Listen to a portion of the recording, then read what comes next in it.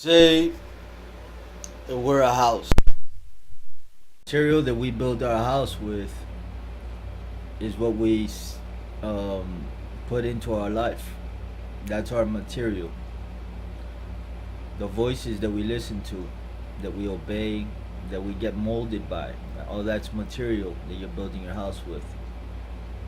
TV, shows that you watch, you that your mind is absorbing with a sponge, creating ideas and becoming, you're slowly becoming that of which you're watching, absorbing, and receiving, whether it be fantasy, whether it be reality, whether it be good, whether it be bad. We receiving it. It's all material, which our house is being built with.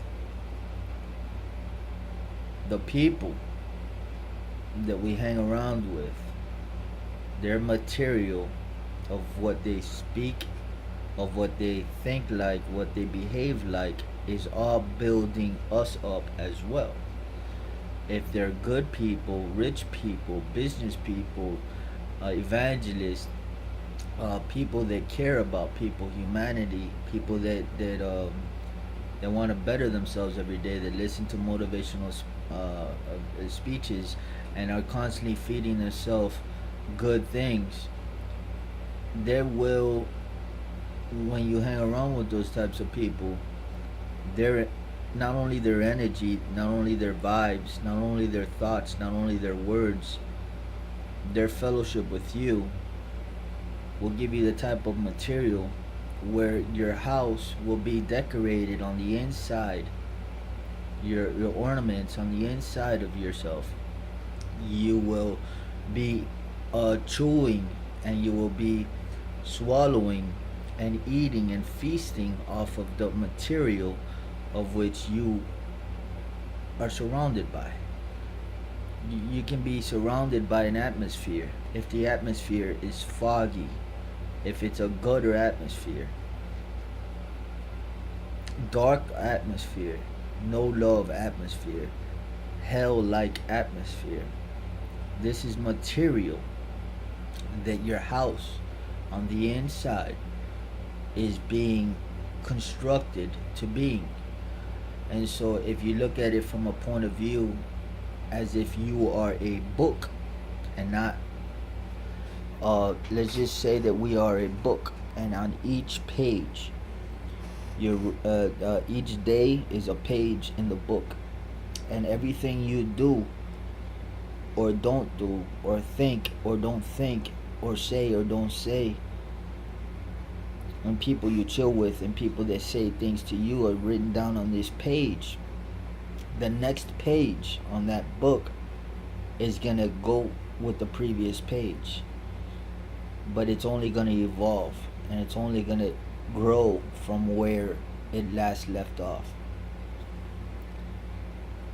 If yesterday I spent my day worshiping God, watching motivational speakers, reading books to get to know money more and to know how to better myself. If yesterday I spent my life, I spent my day exercising and meditating on like basically who I want to be, and just basically the vision of who I see myself to be, and speaking to myself and telling myself things that I am. If that's how I wrote my page yesterday, today will go hand in hand with my last page.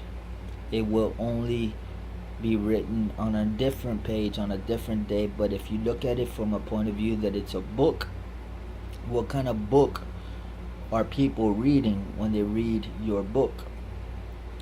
What kind of ending does it look like your book will have? Is it doom and gloom, depression, oppression? Is there no hope? Is there no future? Is there no redemption? If you were a movie, will people want to come and see your movie?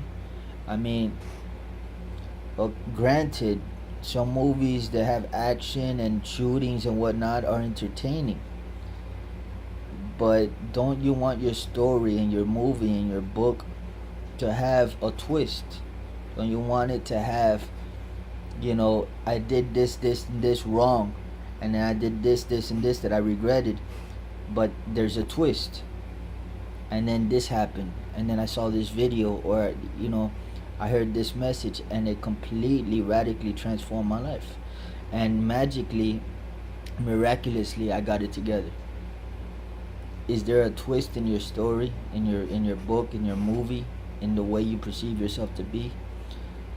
And I always try to think about the funeral from the end to the beginning. Not so much where you are now to the end, but go all the way to the end of your life and look at it from the end to the beginning as if you already lived your life. What does your end look like? If it's death and like darkness, change the book, change the movie, change your life. What I mean by death, I don't mean by like we're all gonna die in the end, but what I mean, like, how did you die? Did you die like with some kind of honor? Did you die glorifying yourself, or glorifying the least of them in humanity? I mean, really, to live up here, you must live down here. And what that means is that humility and humbleness make you live up here, versus pride and ego makes you feel like you're up here, but you're really living down here. And I've lived both. I'm learning and I'm adapting and I'm educating myself daily, trying to live a humility slash humble based life. And it's so much better because I don't have to prove anything to anyone. I just have to live my life not thinking that I'm better than anybody, or it's not a competition. It's not like look at me, but it's more so don't look at me, because I don't. It's I'm awesome human being, but like I'm not gonna put fireworks while I walk and have the sun is not gonna come down from the sky and shake my hand and say I just wanted to meet you real quick.